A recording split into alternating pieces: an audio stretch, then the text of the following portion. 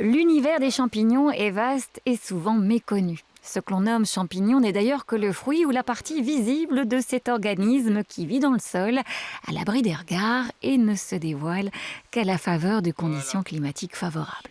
Mais d'abord, battons en brèche une croyance encore trop souvent répandue. Les champignons ne sont pas des végétaux. C'est ce qu'on a tendance à croire, mais c'est normal. Ça pousse dans la végétation, donc on les assimile à des plantes, ça pousse un peu comme des plantes, mais ça n'a ni chlorophylle, ni racines, ni tiges, donc ce ne sont manifestement pas des végétaux, contrairement à ce qu'on a cru longtemps. Donc c'est un règne à part. Lorsqu'on prend la peine d'y regarder d'un peu plus près, on s'aperçoit très vite que ces organismes, quand ils ne comblent pas nos papilles, nous offrent à découvrir une diversité de formes, de couleurs et de textures extraordinaires.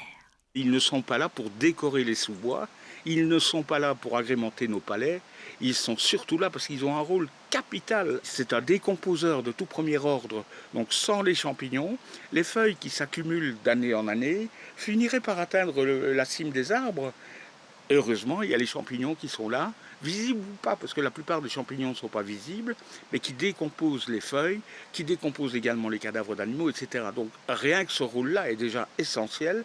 En plus, ils travaillent en symbiose avec beaucoup de végétaux et notamment avec beaucoup d'arbres.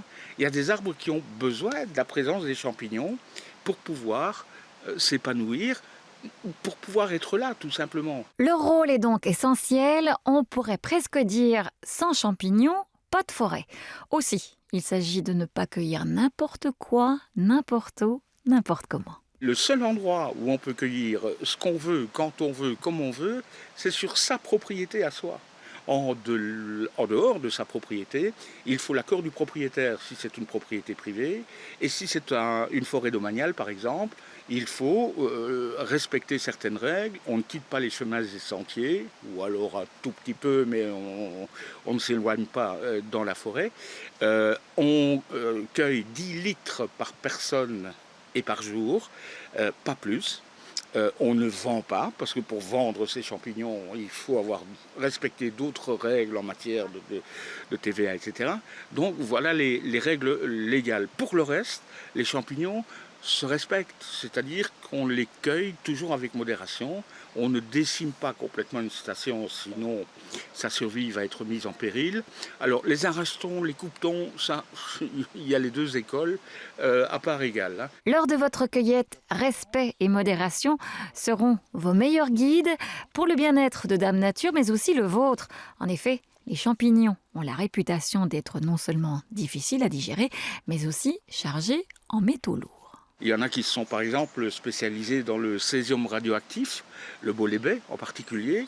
Je n'ai pas besoin de vous faire l'article, vous avez compris qu'il vaut mieux pas trop en abuser.